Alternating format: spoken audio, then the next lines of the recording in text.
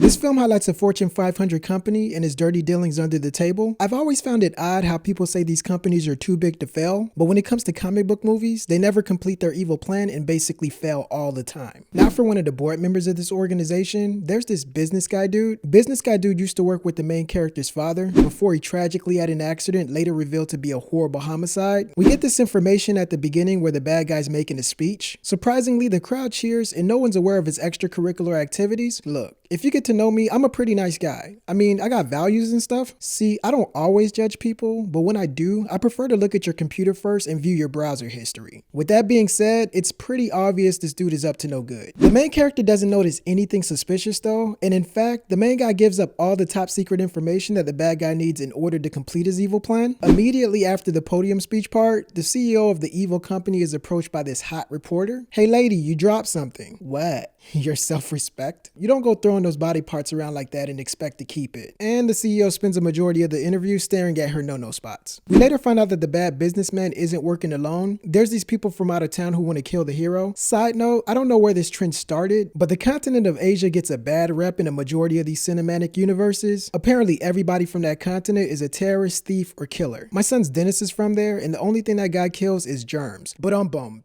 Now for our heroes. Superhero origin begins when a scientist, may he rest in peace, does this procedure that arguably saves the hero or heroes' lives and also prevents Paramount Pictures from any future overdraft fees, as this event will spin off at least 2 more sequels. After that, these dudes kidnap the guy with the most lines in the film. As a viewer, you never really believe that there's any real danger, especially if you've seen The Dark Knight Rises. You never blindfold someone you later intend to kill. I mean, who's he or she gonna reveal your secret hideout to then? Biggie Smalls? I'm so sorry. Too soon? I don't fanboy out for armor, weapons, or explosions. What I'm more impressed by is how these guys managed to get a respectable Wi-Fi signal so deep underground. That's it. I'm switching to Verizon tomorrow. After finding out something weird's going on, there's really no one the main character could go to at this point. He or she tries to warn a room full of reporters, but they laugh and this black guy calls him or her crazy. Those be fighting words in the cinematic universe, and the main guy makes a face like he or she is about 14 seconds away from using the N-word. Well, somebody has to do something, so the rat one destroys his own property and then suits up to get his vigilante on. He heads up to the mountains to fight some